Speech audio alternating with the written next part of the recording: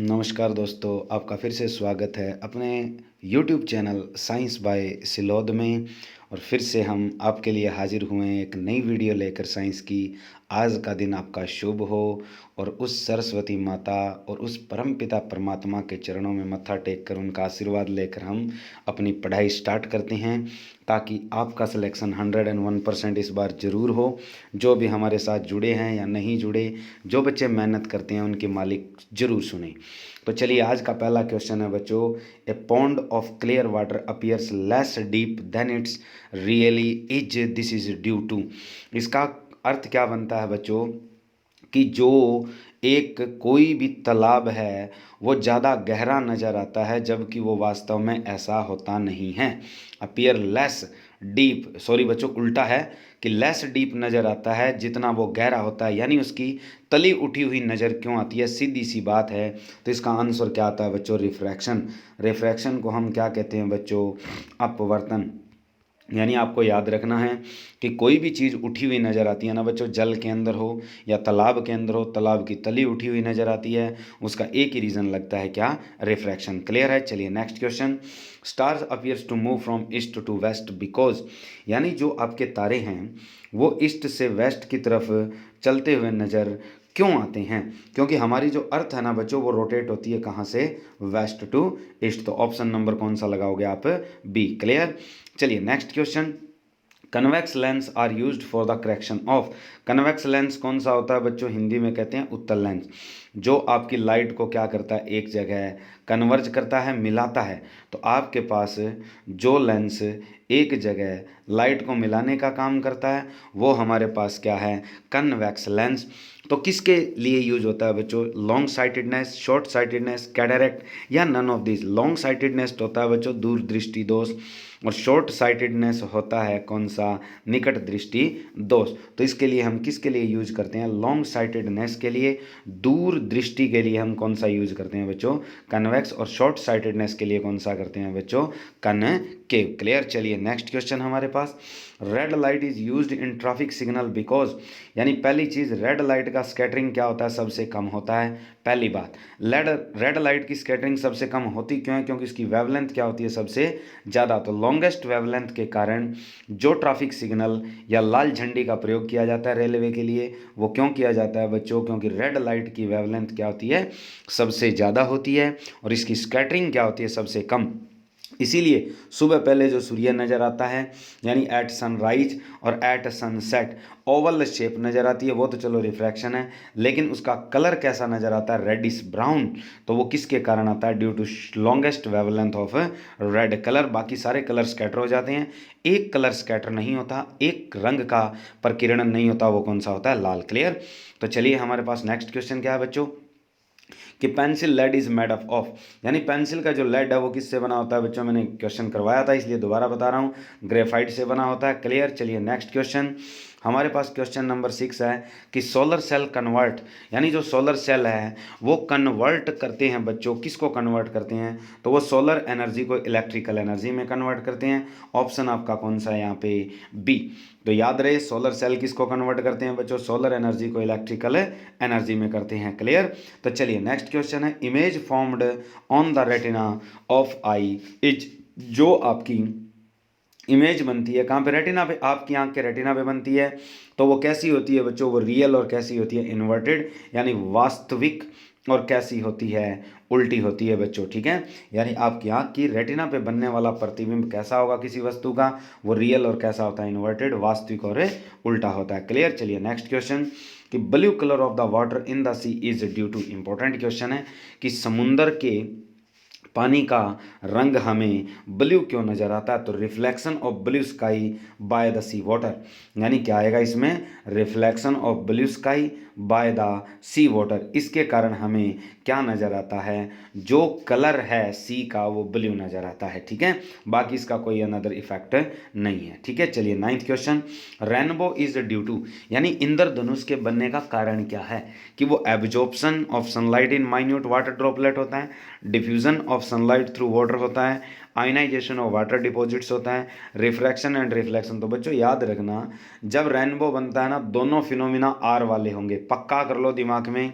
Rainbow कभी भी पूछ ले रेनबो कैसे बनता है, तो दोनों फिनोमिना जो होंगे आर वाले होंगे। नंबर 1 रिफ्रैक्शन और नंबर 2 क्या होता है, रिफ्लेक्शन। ऑप्शन क्या लगाओगे, डी।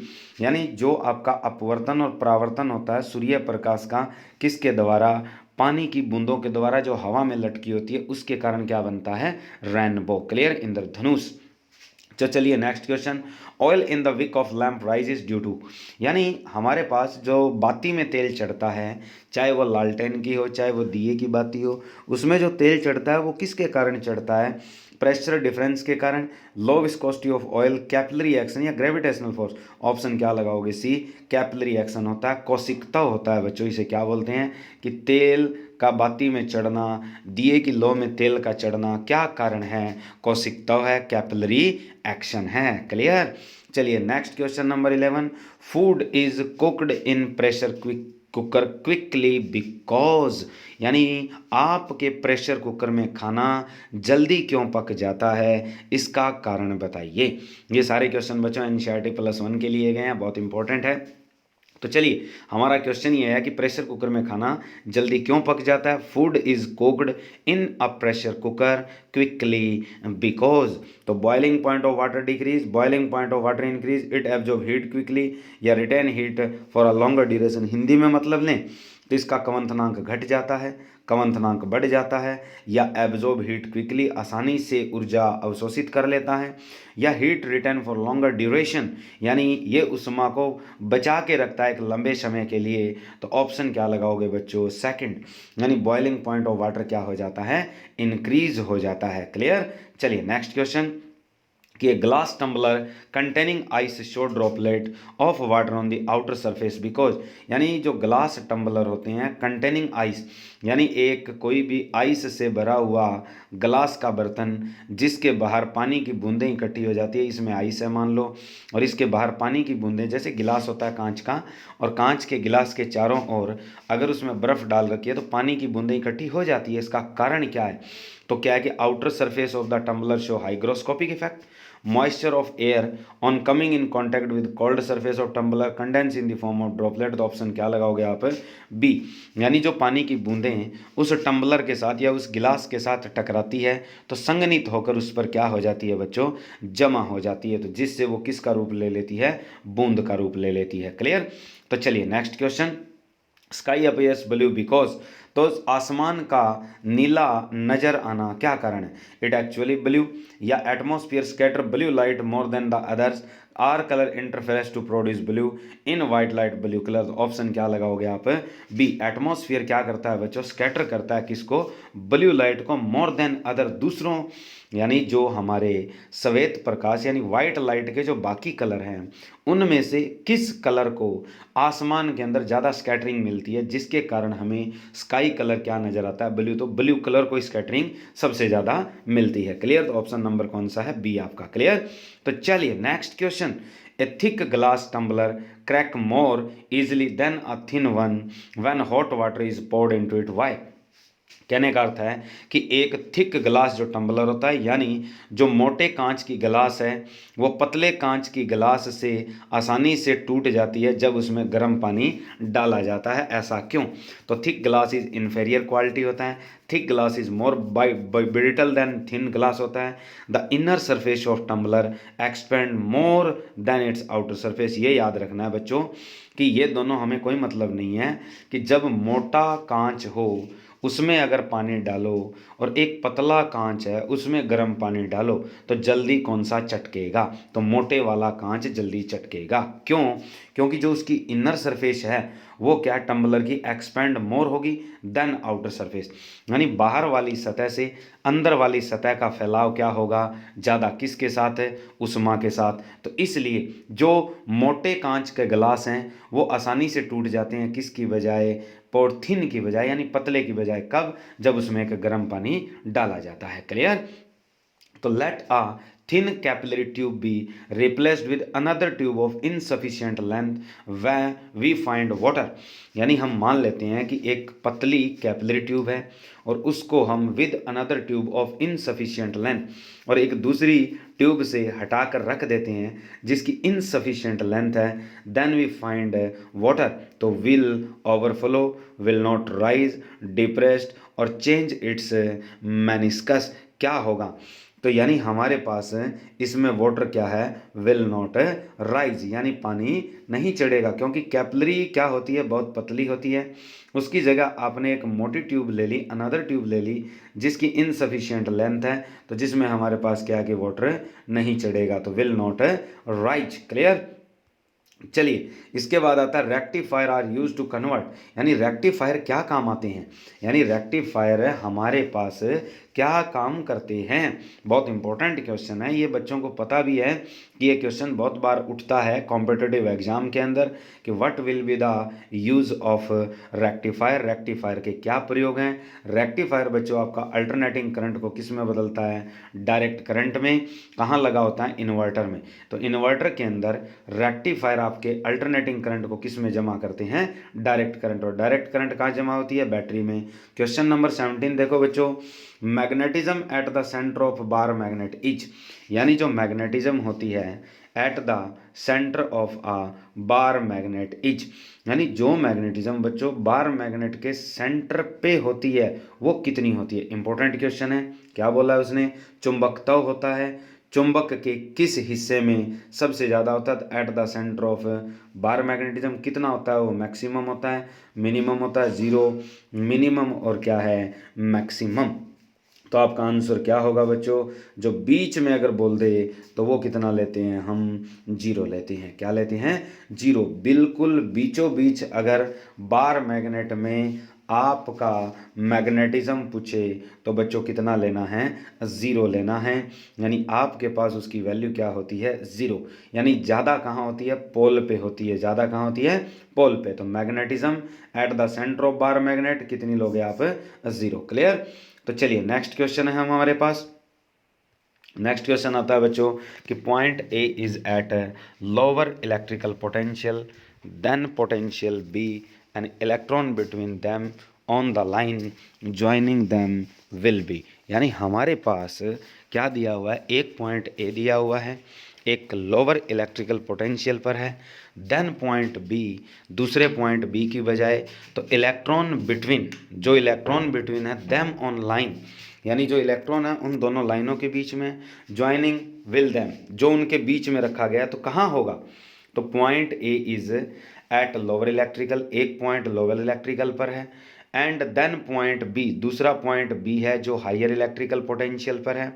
फिर कहता है N electron between them on the line, तो इनके बीच इलेक्ट्रॉन पड़ा है बच्चों, ज्वाइन दैम विल बी, तो ये किसकी तरफ जाएगा, यानी किसकी तरफ सरकेगा। कहने का अर्थ है कि एक लाइन पर दो पॉइंट हैं, एक पॉइंट ए है और एक पॉइंट आपका क्या है, बी।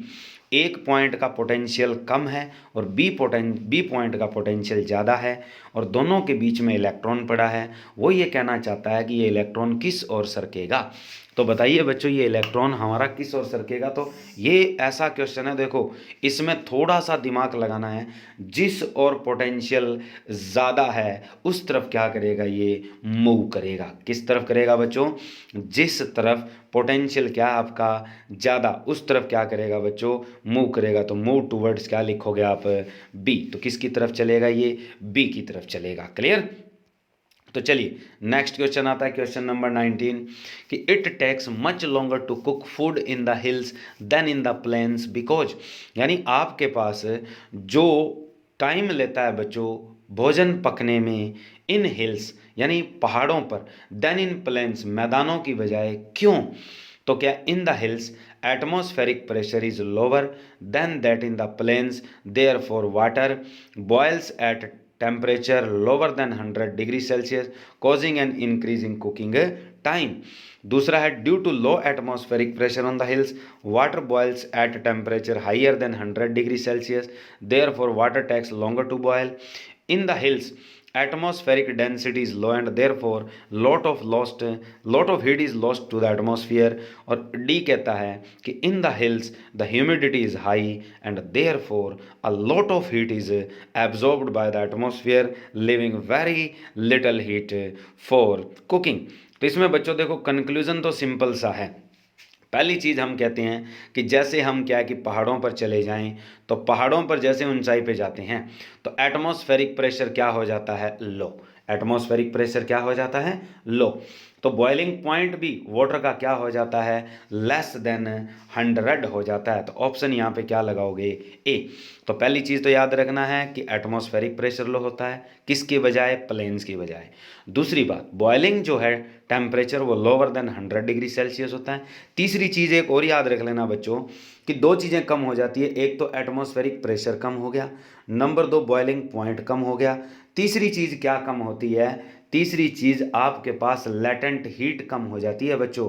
क्या कम हो जाती है, लेटेंट हीट ऑफ वाटर कम हो जाती है। कब, जब बॉइलिंग पॉइंट उसका कम है। तो लेटेंट हीट कम हो जाएगी तो जिससे खाने में पकने में क्या लगती है, देरी लगती है। क्लियर। चलिए क्वेश्चन नंबर 20 क्या कहता है, oil raise up the wick in a lamp the principle involves.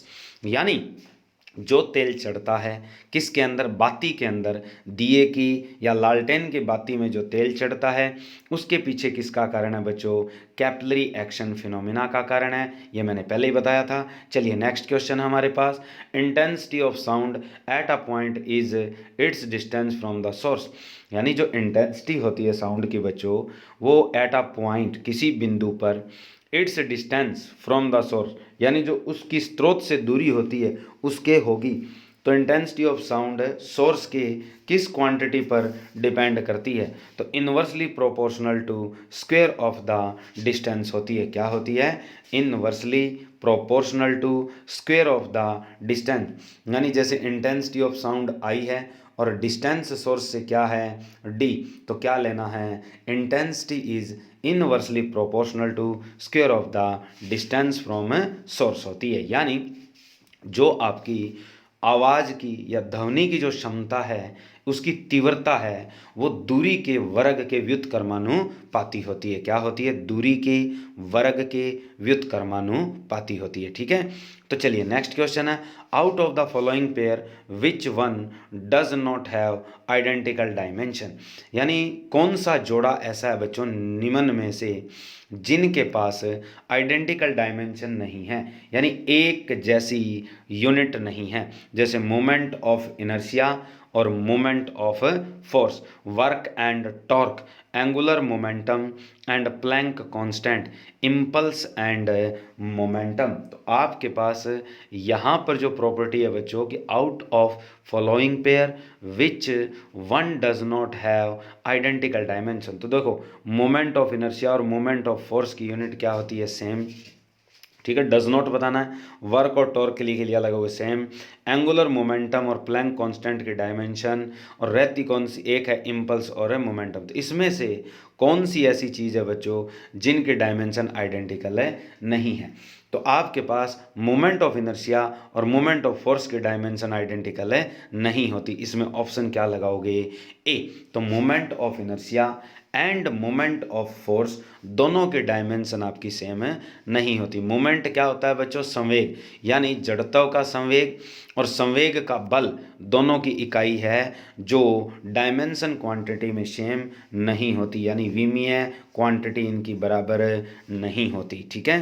तो चलिए नेक्स्ट क्वेश्चन कि on a stationary sail boat air is blown from fan attach to the boat. यानी एक स्टेशनरी सेल बोट है, stationary sail boat है, air is blown यानी हवा चलती है, from a fan attach to the boat, और जिससे क्या है कि जो पंखा जुड़ा हुआ है किसके साथ, बोट के साथ। तो द बोट किस दिशा में, moves in opposite direction in the air is blown, does not moves in the same direction of air blows और spin around। यानी हमारे पास बोट की डायरेक्शन क्या है, तो उसने कह दिया ना बच्चों कि हमारे पास कंडीशन देखो क्या लिखी है, ध्यान से पढ़ के देखो कि on a stationary sail boat, यानी स्टेशनरी सेल बोट है तो वो क्या है, एक जगह खड़ी है। ठीक है।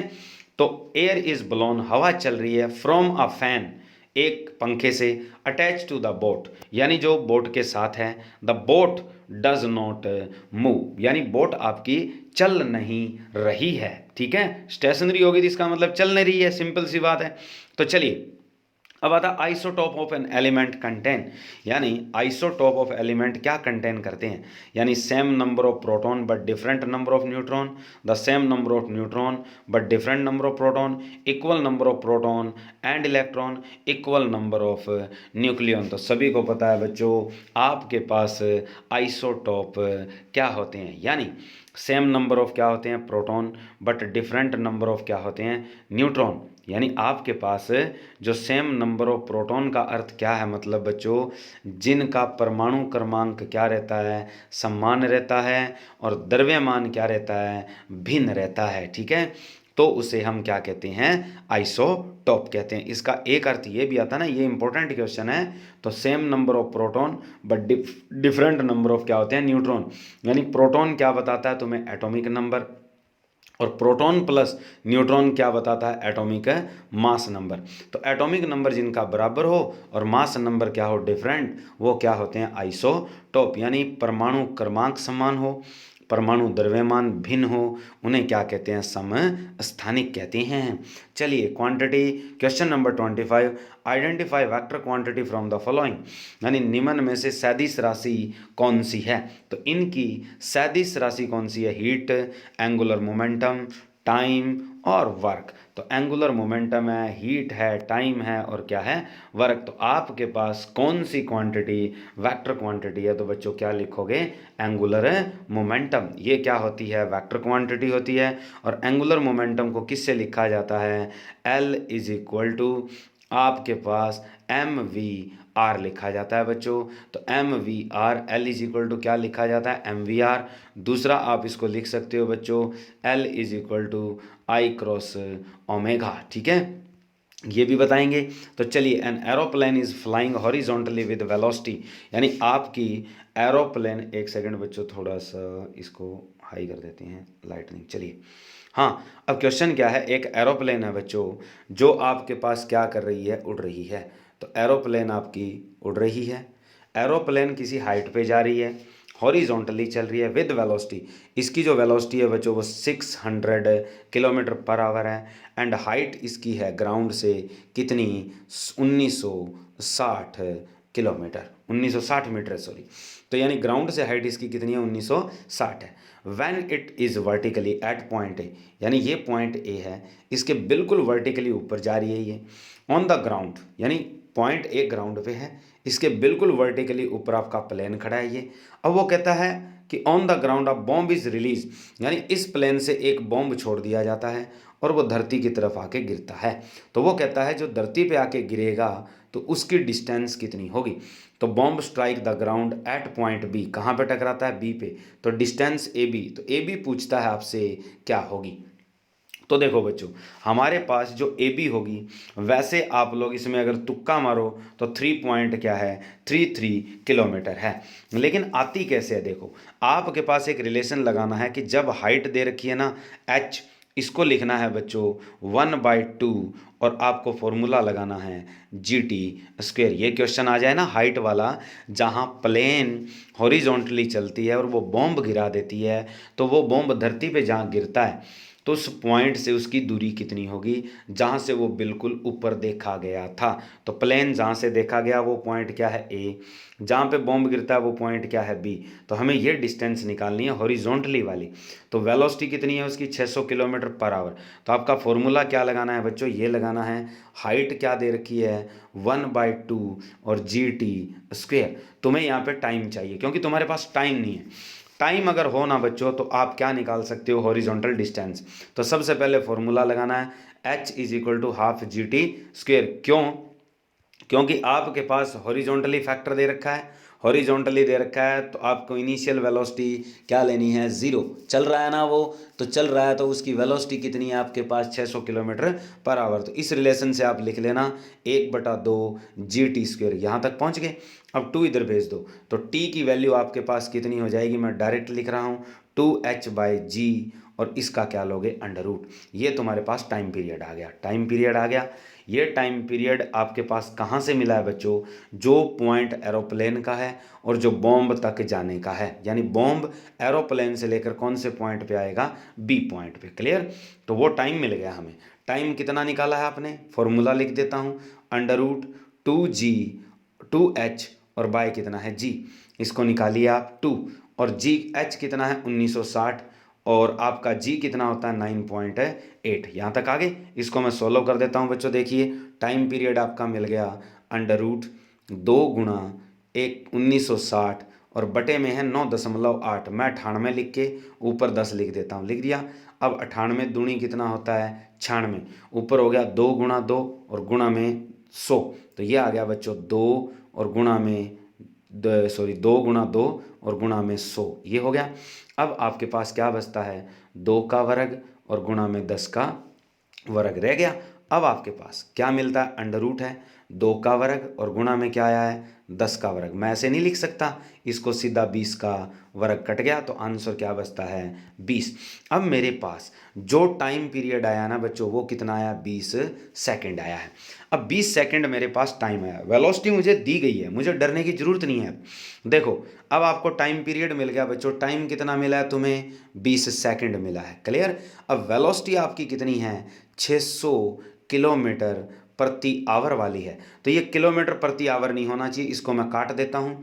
यानी जब किलोमीटर प्रति घंटा हो तो मीटर पर सेकंड में बदलोगे तो 5 बटे किससे कन्वर्ट करते हो 18 से, ये आ गई तुम्हारी वेलोसिटी, यानी 600 गुणा 5 बटे 18 मीटर पर सेकंड। यहाँ तक आगे। अब आपको क्या निकालनी थी, ए बी डिस्टेंस निकालनी है। क्या निकालनी है, A B distance. A B distance क्या होगी, टाइम इंटू वेलोसिटी। टाइम यानी समय और गुणा में क्या है वेग, समय आया था आपका 20, गुणा क्या आया बच्चों आपके पास 600 और गुणा में क्या है 5/18। इसे आप सॉल्व कर लीजिए, आपका आंसर क्या आएगा 3.33 किलोमीटर आपका आंसर मिलेगा बच्चों। This is your distance from point A to B, यानी जहां बॉम्ब गिरा है धरती पर आकर और उस आरंभिक बिंदु से, आरंभिक बिंदु मैंने आपको पहले बताया था कि ये एरोप्लेन है आपकी, और इस एरोप्लेन का इस वर्टिकल पॉइंट से हाइट है और यहाँ से बॉम्ब गिर के यहाँ आता है, तो ये डिस्टेंस आपको कैलकुलेट करनी थी। क्लियर, तो ये डिस्टेंस कितनी आ गई आपकी 3.33 किलोमीटर। क्लियर है, ये बच्चों ऐसे क्वेश्चन देती है एचएससी। तो चलिए, photosynthesis take place fast in, यानी फोटोसिंथेसिस सबसे ज़्यादा होता है किस कलर की लाइट में, तो वो आपके पास येलो लाइट में होता है, वाइट लाइट में होता है, रेड लाइट में होता है या डार्कनेस में होता है। ठीक है, तो फोटोसिंथेसिस कहाँ होता है, इन केस ऑफ वाइट लाइट यानी श्वेत प्रकाश में होता है। क्लियर, चलिए 28 क्या कहता है कि it is more difficult to walk on sand road than on concrete road because, यानी ये बहुत मुश्किल है चलना ऑन अ सैंडी रोड, यानी एक रेत वाले रोड पर चलना मुश्किल है किसकी बजाय कॉन्क्रीट वाले रोड से। तो sand is soft and concrete is hard, यानी मिट्टी तो नरम होती है या कॉन्क्रीट हार्ड होती है। Friction between sand and feet is less than that between concrete and feet, यानी इसका अर्थ है जो घर्षण आपका मिट्टी और पाँव के बीच होता है वो कम होता है, जबकि कंक्रीट और फीट में यानी कंकर और किसके बीच में, पाँव के बीच ज़्यादा होता है। Friction between sand and feet is more than the feet concrete, यानी जो मिट्टी के अंदर घर्षण होता है पाँव के साथ वो ज़्यादा होता है किसकी बजाय, कंकरों की बजाय। और sand is granny but concrete is smooth, यानी सैंड ग्रेनी होती है और कॉन्क्रीट आपका स्मूथ होता है। तो आपके पास क्या होगा, तो जो फ्रिक्शन होता है ना बच्चों, फ्रिक्शन सेकंड पोर्शन लगाओगे, घर्षण जो होता है मिट्टी के बीच और पाँव के बीच वो कम होता है किसकी बजाय, जो घर्षण कंक्रीट और फीट में होता है। इसलिए concrete more difficult to have walk on sand road, sandy road में फिसलन क्या होती है ज़्यादा होती है किसके मुकाबले, कंक्रीट रोड के मुकाबले, यानी सैंडी रोड के ऊपर आपका फ्रिक्शन क्या होता है कम और कंक्रीट रोड पे बच्चों क्या होता है ज़्यादा। क्लियर, तो ऑप्शन आपका क्या बनता है यहाँ पे बी। क्लियर, तो चलिए नेक्स्ट क्वेश्चन कि radio carbon is produce in the atmosphere as a result of. बहुत इंपॉर्टेंट क्वेश्चन है, यानी मैंने आपको धाकड़ धाकड़ क्वेश्चन बना के दिए हैं। Collision between fast neutron and nitrogen nuclei present in the atmosphere, यानी radio carbon.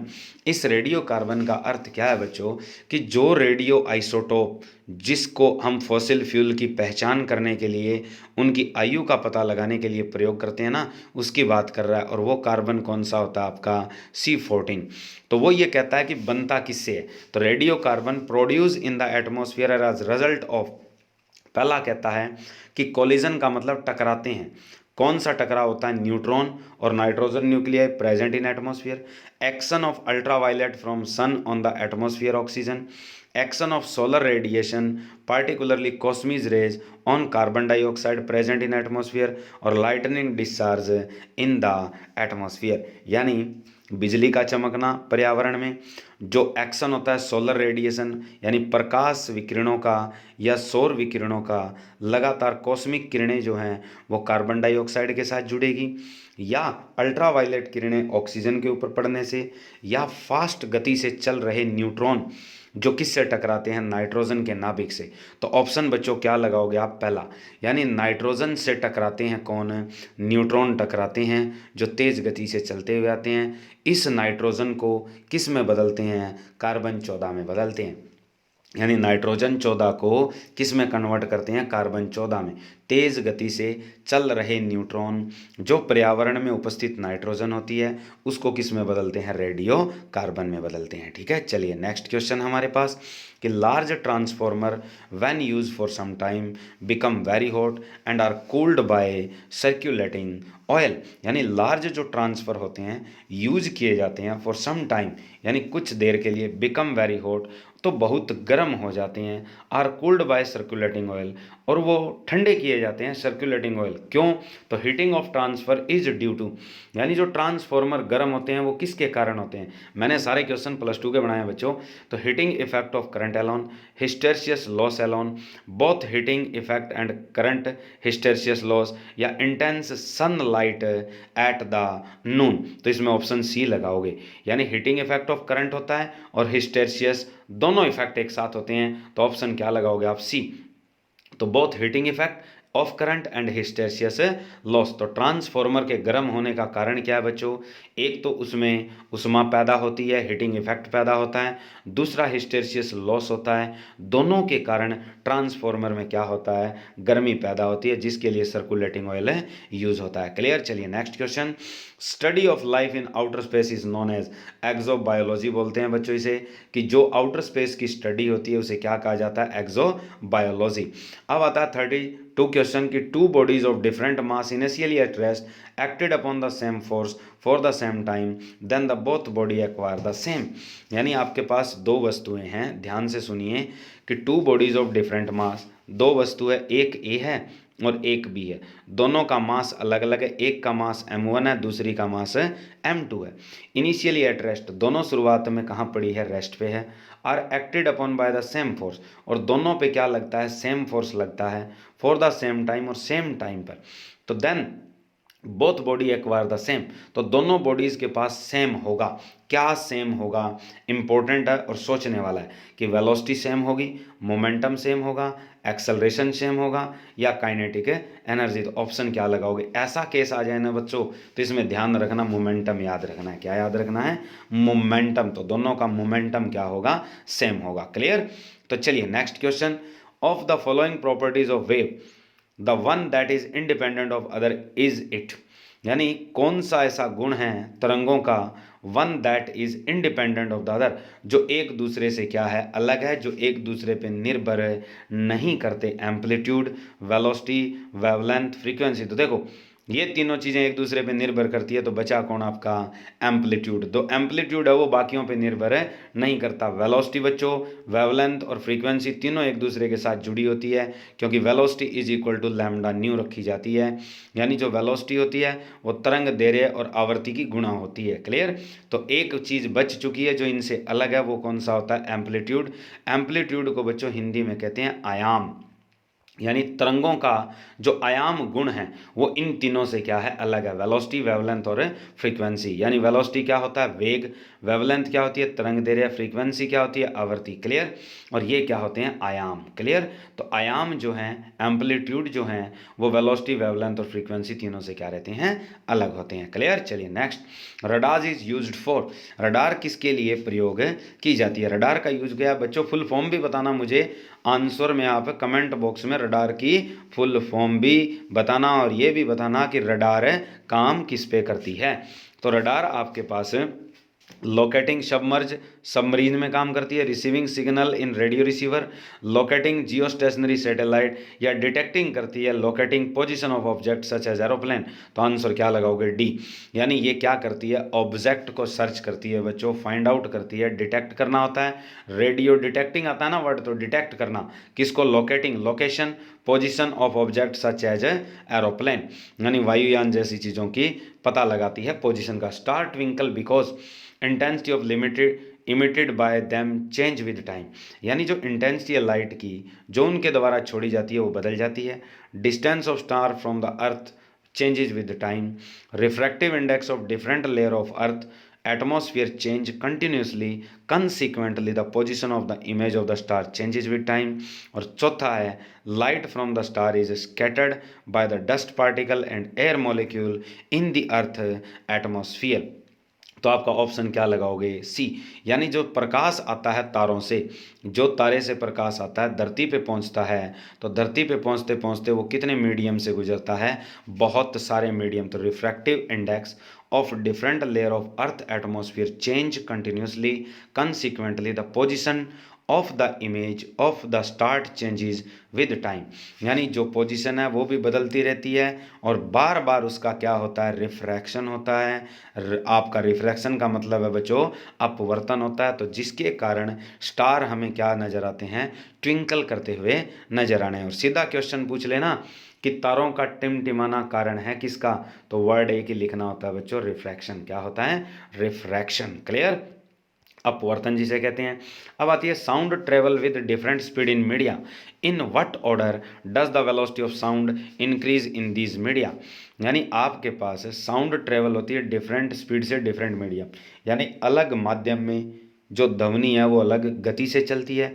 In what order does the velocity of sound increase in this media, यानी कौन से मीडियम में आपकी जो वेलोसिटी है साउंड की वो बढ़ेगी, यानी किन में, पहले में कम, फिर दूसरे में ज़्यादा, और तीसरे में क्या होगी, और ज़्यादा होगी। तो पहले एयर में क्या होती है, कम, वाटर में उससे ज़्यादा, और आयरन में क्या होती है, उससे ज़्यादा। यानी पहले गैस है, फिर द्रव है, और फिर क्या है, ठोस। तो आपकी जो साउंड है ना बच्चों, वो गैस में क्या चलती है, कम, यानी प्रोड्यूस होती है। फिर ज़्यादा किस में चलती है, लिक्विड में। उससे ज़्यादा किस में चलती है, सॉलिड। तो देख लो, एयर, वाटर और क्या है, आयरन। तो पहले क्या आएगा, एयर, फिर आएगा वाटर, और फिर आएगा आयरन। इंक्रीज बताना है, इंक्रीजिंग ऑर्डर पूछा है इसने। इंक्रीजिंग ऑर्डर क्या होगा, आपका ऑप्शन है सी होगा। क्लियर। 37वां क्वेश्चन कहता है light travel at the fastest speed in, यानी जो प्रकाश है वो तेज गति से चलता है, किस में चलता है, ग्लास में, वाटर में, हाइड्रोजन और वैक्यूम। ऑप्शन क्या लगाओगे आप, वैक्यूम। यानी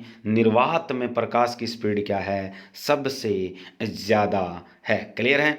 तो चलिए नेक्स्ट क्वेश्चन 38 क्या कहता है, light emitting diode is used in fancy electronic device such as toys emit a, यानी एक्सरे इमिट करता है, अल्ट्रावायलेट, विजिबल और रेडियो वेव। यानी जो खिलौने होते हैं उनमें लाइट इमिटिंग डायोड्स होते हैं, यानी फैंसी इलेक्ट्रॉनिक डिवाइस, यानी उनमें टॉयज़ हो गए, तो वो इमिट क्या करती है, नंबर एक वो एक्सरे इमिट करती है, अल्ट्रावायलेट करती है, विजिबल करती है, या रेडियो वेव। ऑप्शन क्या लगाओगे, सी। यानी वो विजिबल लाइट को रिप्रेजेंट करती है। लाइट इमिटिंग डायोड में कौन सी लाइट होगी बच्चों, विजिबल लाइट। क्लियर। चलिए नेक्स्ट क्वेश्चन 39 क्या कहता है, supersonic plane fly with speed. ये बहुत बार बता चुका हूँ कि सुपरसोनिक जो प्लेन है, अति प्राध्वनिक जो विमान है, प्राध्वनिक जो विमान होते हैं, रॉकेट जैसी चीज़ें होती है, जेट विमान जिसे कह दो, यानी जो साउंड की स्पीड से भी ज़्यादा चलती है, यानी जो साउंड की स्पीड से क्या चलती है, ज़्यादा गति से। तो less than speed of sound या greater than speed of sound. तो ऑप्शन क्या लगाओगे, greater than speed of sound लगाओगे। क्लियर। चलिए next question, primary rainbow is formed light suffer, यानी रेनबो बनते हैं बच्चों दो, एक प्राइमरी होता है और एक सेकेंडरी होता है। तो प्राइमरी रेनबो जो बनता है वो किसके कारण बनता है, तो वो बनता है 2 internal refraction before emerging out of the drop, 1 internal refraction before emerging out of the drop. तो देखो प्राइमरी में एक इंटरनल होता है, सेकेंडरी में 2 होते हैं, बात खत्म। ठीक है, क्या याद रखना है, प्राइमरी में इंटरनल रिफ्लेक्शन कितना होता है, 1, और सेकेंडरी में कितने होते हैं, 2। बस सोचने की ज़रूरत नहीं है, बाकी याद रखने की भी ज़रूरत नहीं है। तो आप याद क्या रखोगे बच्चों, प्राइमरी रेनबो बनता है उसमें टोटल इंटरनल रिफ्लेक्शन कितना होता है, 1, और जो सेकेंडरी बनता है उसमें कितने होते हैं, 2। तो आपका ऑप्शन क्या बनेगा, बी। तो आपके पास 1 इंटरनल रिफ्रैक्शन होगा before emerging out of drop, यानी जो प्रकाश रेनबो के अंदर, यानी ये जैसे ड्रॉप है, जैसे इसमें क्या है कि हमारा प्रकाश चला गया तो इसके अंदर यूं जाकर यहाँ ऐसे आएगा, यानी एक बार ही क्या होगा उसका रिफ्लेक्शन। तो एक बार के रिफ्लेक्शन से वो कहाँ आ जाएगी, बाहर आ जाएगी। तो एक बार उसका पूर्णांतरिक परावर्तन होता है और क्या होता है, अपवर्तन होता है। क्लियर, तो ये चीज़ आपको याद रखनी थी बच्चों। प्राइमरी में इंटरनल रिफ्लेक्शन कितने होते हैं, 1। ठीक है, तो 1 internal refraction be carried in case of primary rainbow. Clear, चलिए नेक्स्ट क्वेश्चन कि rainbow is produce when sunlight fall on drop of rain, which of the fall physical phenomena are responsible for this. यानी जब हमारा rainbow बनता है तो sunlight गिरती है बूंदों पर, बारिश की बूंदों पर, तो कौन सा भौतिक फिनोमिना, यानी आपकी कौन सी भौतिक परिघटना इसके लिए जिम्मेवार है, कि डिफ्यूज़न होता है, रिफ्रैक्शन होता है, इंटरनल रिफ्रैक्शन होता है, या कौन सा फिनोमिना है। तो आप लोगों को ये याद रखना, एक रिफ्रैक्शन होता है, एक इंटरनल रिफ्लेक्शन होता है, दोनों होते हैं बच्चों, देख लो दोनों किस में है, सी में। तो ऑप्शन क्या आएगा आपका, सी। अच्छे से याद रखना, रेनबो होने के लिए, रेनबो बनने के लिए कौन सी लाइट फिनोमिना एग्जिस्ट करती है, तो रिफ्रैक्शन होता है, और TIR टोटल इंटरनल रिफ्लेक्शन होता है। क्लियर, चलिए नेक्स्ट क्वेश्चन बच्चों। रेन इज फॉलिंग वर्टिकली, यानी बारिश क्या है कि वर्टिकली गिरती है, ऐसे बूंदें आ रही है। तो to a man running eastward the rain will appear to be coming from, यानी रेन फॉलिंग वर्टिकली। अब देखो बारिश ऊपर से क्या है, वर्टिकली गिरती है, नंबर 1 अच्छे से याद रखना। दूसरी बात बोला है मैन रनिंग ईस्ट वेस्टवर्ड, यानी ऊपर से बारिश गिर रही है और आदमी कहाँ चल रहा है, ईस्ट वेस्टवर्ड। क्या चल रहा है, ईस्ट ईस्ट ऐसे चल रहा है बच्चों, ईस्ट से वेस्टवार्ड। ठीक है, वर्टिकली रेन आ रही है ऐसे, और बंदा कहाँ से जा रहा है, ईस्टवार्ड जा रहा है, सॉरी बच्चों, बंदा कहाँ जा रहा है, ईस्टवार्ड। वर्टिकली रेन आ रही है ऊपर से रेन, बंदा कहाँ जा रहा है, ईस्टवार्ड। तो ये कहता है rain will appear to be coming from, तो रेन कहाँ से आ रही है, तो कहाँ से आ रही है, ईस्ट से। यानी इस केस में बहुत इंपॉर्टेंट फिनोमिना है, rain is falling vertically downward, man running eastward, तो rain will appear to be coming from, तो उसको बरसात कहाँ से आती हुई नजर आएगी, ईस्टवर्ड नजर आएगी। क्या आएगी, ईस्टवर्ड। ठीक है, चलिए नेक्स्ट क्वेश्चन। अब वो कहता है question number 43, planets are, planet क्या होते हैं, luminous heavenly body revolving around star, non luminous heavenly body, या luminous heavenly body that twinkle, luminous heavenly body that do not twinkle. यानी आपके पास ग्रह होते हैं कि वो ऐसी ब्रह्मांडीय वस्तुएं जो चमकशील होती है और तारों के चारों ओर चक्कर काटती है। नॉन ल्यूमिनस बिना चमक वाली ब्रह्मांडीय वस्तुएं हैं, चमक वाली ब्रह्मांडीय वस्तुएं और जो टिमटिमाती है, और ल्यूमिनस हेवनली बॉडी का मतलब ब्रह्मांडीय चमकशील वस्तुएं जो चमकती तो है पर ट्विंकल नहीं करती। तो आपके पास इसमें से ऑप्शन सिर्फ ही क्या बनता है, बी, यानी ल्यूमिनस जहाँ वर्ड लग गया वो हमारे आंसर नहीं होंगे प्लैनेट के लिए।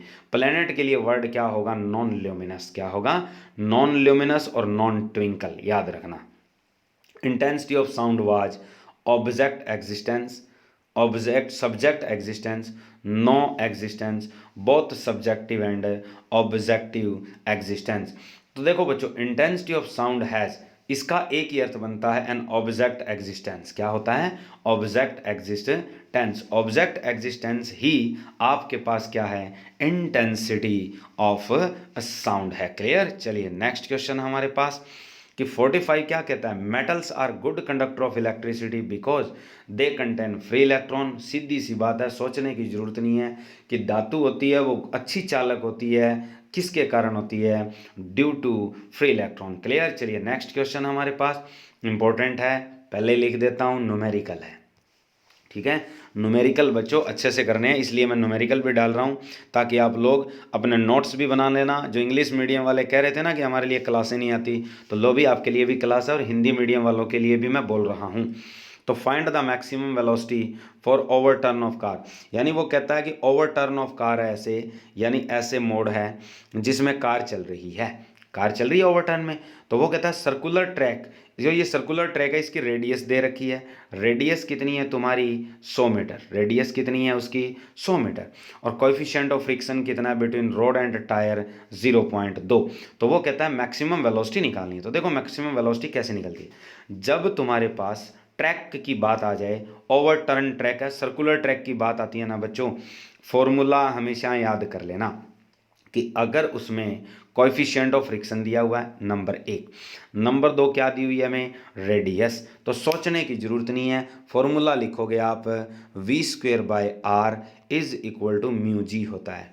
ठीक है, वैसे फॉर्मूला तो लगता है mv²/r म्यू एम जी ये लगाया जाता है, लेकिन m हम यूज नहीं करेंगे, डायरेक्ट याद रखो बच्चों, ऐसा केस आ जाए सर्कुलर ट्रैक हो और जिसमें हमें मैक्सिमम क्या निकालनी है, वेलोसिटी, तो आप फॉर्मूला क्या लिखोगे, v²/r is equal to mu g. इसमें जो म्यू है ना ये होता है कोएफिशिएंट ऑफ फ्रिक्शन, जी आपका acceleration due to gravity, v हमें निकालना है, r हमें दिया हुआ है। चलो अब निकालते हैं, v² निकालना है बच्चों आपको, r कितना है 100 गुणा म्यू कितना है 0.2, और g अब हमारे पास जी कितना लेते हो तुम 9.8 हो गया इतना। अब देखो इसका मैं डेसिमल हटा के नीचे 10 लिख देता हूँ, इसका डेसिमल हटा के 10, यानी ये बना 100 से 100 कट गया। क्लियर। अब मेरे पास बचा क्या बच्चों, मैं थोड़ा रिवर्स कर देता हूँ, v², आपके पास बचा बच्चों 2 गुणा में 98, 98 दूनी होता है बच्चों 196, ये हो गया v का वर्ग, हो गया क्लियर। अब v का जो वर्ग है वो बन गया वर्गमूल 196, वर्गमूल 196 कितना होता है बच्चों 14, तो आंसर कितना आएगा 14 मीटर प्रति सेकंड, इसकी क्या होगी वेलोसिटी। क्लियर, इसका वेग आ गया। आगे क्वेश्चन 47, ओजोन लेयर रेस्ट्रिक्ट, यानी ओजोन लेयर किसको रोकती है, किसको रोकती है बच्चों, अल्ट्रावायलेट रेडिएशन को रोकती है, सोचने की जरूरत नहीं है। क्लियर, जिससे बनती है उसी को रोक देती है। अब क्वेश्चन आता है when moving bus stop suddenly, जैसे ही बस अचानक रुकती है, passenger are pushed forward because of, यानी जो यात्री खड़े होते हैं वो एकदम से क्या है आगे की तरफ झुक जाते हैं, इसका कारण क्या है। तो इसका कारण बच्चों नंबर 1 है फ्रिक्शन बिटवीन अर्थ एंड बस है, यानी जो घर्षण होता है धरती और बस के बीच, friction between passenger and earth, यानी जो घर्षण होता है पैसेंजर और धरती के बीच, इनर्शिया ऑफ पैसेंजर है या इनर्शिया ऑफ बस है, तो इसमें ऑप्शन क्या लगाओगे सी, यानी बंदा क्या है इनर्शिया में है, बंदा क्या है जड़ताओं में है, तो इनर्शिया ऑफ क्या लगेगा पैसेंजर, यानी यात्री के जड़ताओं के कारण वो किसकी ओर झुकता है, आगे की ओर झुकता है, क्योंकि यात्री गति में रहना चाहता है, बस को ब्रेक लग चुके हैं, तो यात्री कहाँ झुकेगा आगे की ओर। ठीक है, चलिए नेक्स्ट क्वेश्चन क्या है हमारे पास बच्चों, velocity of sound of air in under normal condition is, तो नॉर्मल कंडीशन में जो वेलोसिटी ऑफ साउंड होती है वो बच्चों कितनी आएगी 343 मीटर पर सेकंड। कई बच्चे यहाँ कंफ्यूज हो जाएंगे कि 3320 मीटर पर सेकंड देख के लालच में आएंगे, ऐसा नहीं करना, कि जो normal condition air velocity of sound in air है, यानी वायु में ध्वनि की चाल साधारण अवस्था में कितनी होती है 343 मीटर पर सेकंड। क्लियर। चलिए next question, escape velocity of rocket fired, यानी जो एस्केप वेलोसिटी है रॉकेट फायर, यानी जो एस्केप वेलोसिटी को कहते क्या है बच्चों, आप लोगों ने पढ़ा है प्रक्षेप्य वेग कहा जाता है। रॉकेट यानी जो आपकी रॉकेट छोड़ी जाती है धरती से तो टूवर्ड द मून, यानी किसकी तरफ जा रही है चंद्रमा की ओर, तो velocity to get rid of the, यानी ये जो वेग उसे दिया जाता है ये किस लिए दिया जाता है, कहने का अर्थ है कि जो भी रॉकेट धरती से चंद्रमा की ओर छोड़े जाते हैं उनको प्रक्षेप्य वेग दिया जाता है। ये प्रक्षेप्य वेग उन्हें दूर करता है किससे?